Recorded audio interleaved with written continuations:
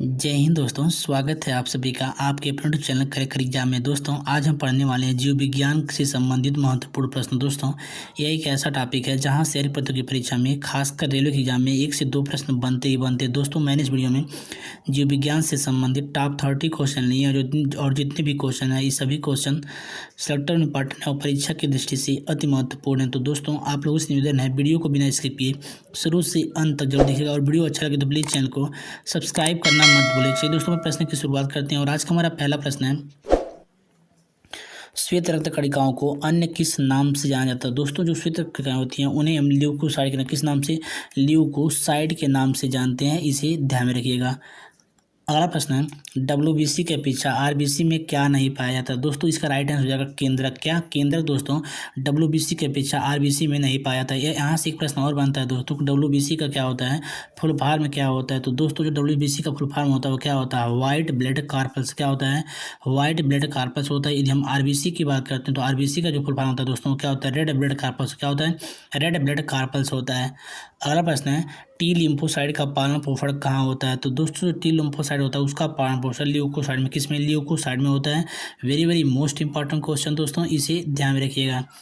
अगला प्रश्न है, प्रतिरक्षा तंत्र को मजबूत करने का काम कौन सा अंग करता है। दोस्तों जो प्रतिरक्षा तंत्र होता है उसको मजबूत करने का काम डब्ल्यूबीसी करता है। क्या करता है, डब्ल्यूबीसी करता है, जिसे हम वाइट ब्लड कार्पल्स के नाम से जानते हैं। अगला प्रश्न है, रक्त का थक्का जमाने का काम शरीर में कौन सा अंग करता है। दोस्तों जो शरीर में रक्त का थक्का जमाने का काम करता है वो कौन सा करता है, बिम्बाणु या थ्रोम्बोसाइड। क्या बिम्बाणु या थ्रोम्बोसाइड दोस्तों शरीर में रक्त का थक्का जमाने का काम करते हैं।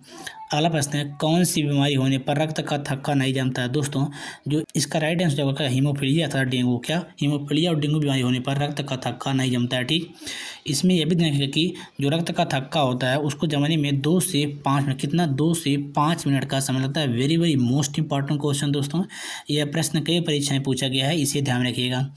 अगला प्रश्न है, रक्त का थक्का रोकने का काम शरीर का कौन सा अंग करता है। दोस्तों जो रक्त का थक्का रोकने का काम करता है वो कौन करता है, हिपेरिन करता है। कौन, हिपेरिन करता है।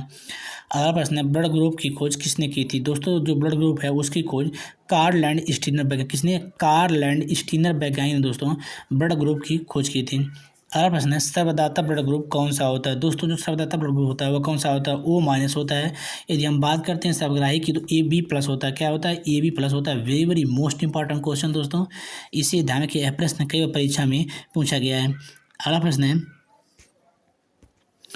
आरएच फैक्टर की खोज किसने की थी। दोस्तों जो आरएच फैक्टर है इसकी खोज वीनर और लैंड स्टीनर, किसने, वीनर और लैंड स्टीनर वैज्ञानिक ने की थी। किसने, वीनर और लैंड स्टीनर वैज्ञानिक ने की थी। और दोस्तों किससे की थी, तो रिसर्च बंदर से। किससे, रिसर्च बंदर से आरएच फैक्टर की खोज की गई थी। अगला प्रश्न है, रेड सेल को कौन सा रोग होता है। दोस्तों रेड सेल होता है उससे कौन सा रोग होता है, रेताओधी रोग। कौन सा रोग, रेताओधी रोग दोस्तों रेड सेल के कारण होता है। ठीक, अगला प्रश्न है, आंख के किस भाग में सबसे साफ इमेज बनती है। दोस्तों जो आंख का येलो स्पॉट होता है उसमें क्या होती है, सबसे साफ इमेज बनती है। यदि हम बात करते हैं सबसे खराब इमेज की तो दोस्तों जो आंख का क्या होता है, ब्लाइंड स्पॉट होता है उसमें क्या होती है, सबसे खराब इमेज बनती है। अगला प्रश्न है, आँख का सबसे खतरनाक रोग कौन सा होता है। दोस्तों जो आँख का सबसे खतरनाक रोग होता है वो क्या होता है, ग्लूकोमा होता है। क्या होता है, ग्लूकोमा होता है। Very very most important question दोस्तों, इसे ध्यान में रखिएगा। अगला प्रश्न है, ब्लड सर्कुलेशन सिस्टम का प्रयोग किसने किया था। दोस्तों जो ब्लड सर्कुलेशन है उसका प्रयोग विलियम हार्वे ने, किसने, विलियम हार्वे ने किया था। Very very most important question दोस्तों, इसे भी ध्यान रखिए, यह भी प्रश्न कई परीक्षा में पूछा गया है। अगला प्रश्न है, हृदय में कितने भाग होते हैं। दोस्तों जो हृदय होता है उसमें 4 भाग होते हैं। क्या होते हैं, 4 भाग होते हैं, जिसमें 2 अलिंद और 2 निलय। किसने, 2 अलिंद और 2 निलय होते हैं, किसमें, हृदय में। अगला प्रश्न है, हृदय में रक्त कहाँ से प्रवेश करता है। दोस्तों जो हृदय में रक्त प्रवेश करता है वो कहाँ से, महाशिरा से। यदि हम बात करते हैं कहाँ से रक्त निकलता है तो महाधमनी से दोस्तों बाहर निकलता है। कहाँ से, महाधमनी से बाहर निकलता है और महाशिरा से क्या होता है दोस्तों, प्रवेश करता है, कौन, खून। ठीक, अगला प्रश्न है, हृदय में कितने अलिंद तथा कितने निलय होते हैं। दोस्तों हृदय में 2 अलिंद तथा 2 निलय होते हैं। पीछे हमने यह क्वेश्चन करा चुका है, इसे ध्यान रखिएगा।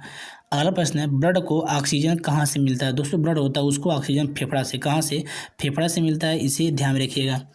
अगला प्रश्न है, किडनी को विज्ञान की भाषा में क्या कहा जाता है। दोस्तों जो किडनी होती है उसको विज्ञान की भाषा में क्या कहा जाता है, तो रीनल या फिर गुर्दा या फिर ब्रिक। क्या, रीनल, गुर्दा या फिर ब्रिक के नाम से जाना जाता है।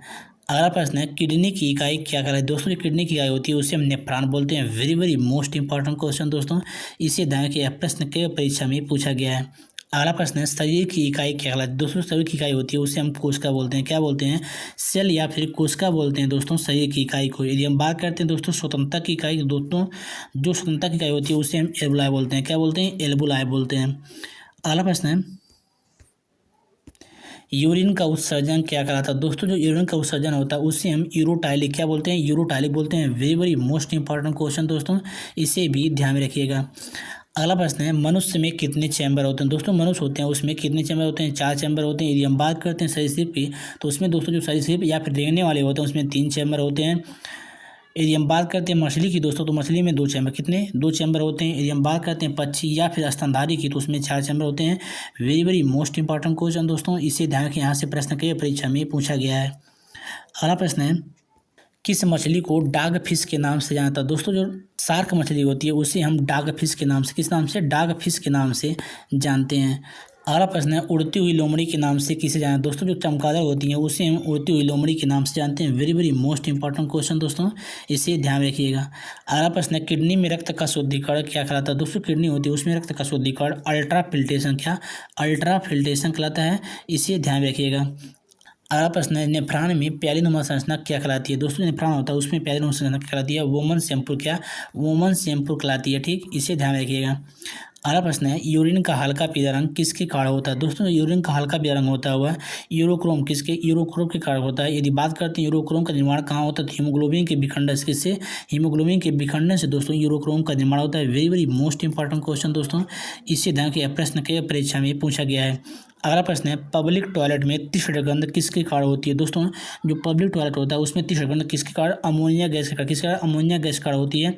और दोस्तों जो अमोनिया गैस होता है वह जीवाणुओं को कारण, किसके? जीवाणुओं के कारण बनते हैं। अगला प्रश्न है यदि किडनी काम नहीं करता हो तो कौन सा रोग होता है। दोस्तों यदि किडनी काम नहीं करता है तो कौन सा रोग? डायलिसिस रोग। कौन सा रोग? डायलिसिस रोग होता है, इसे ध्यान रखिएगा।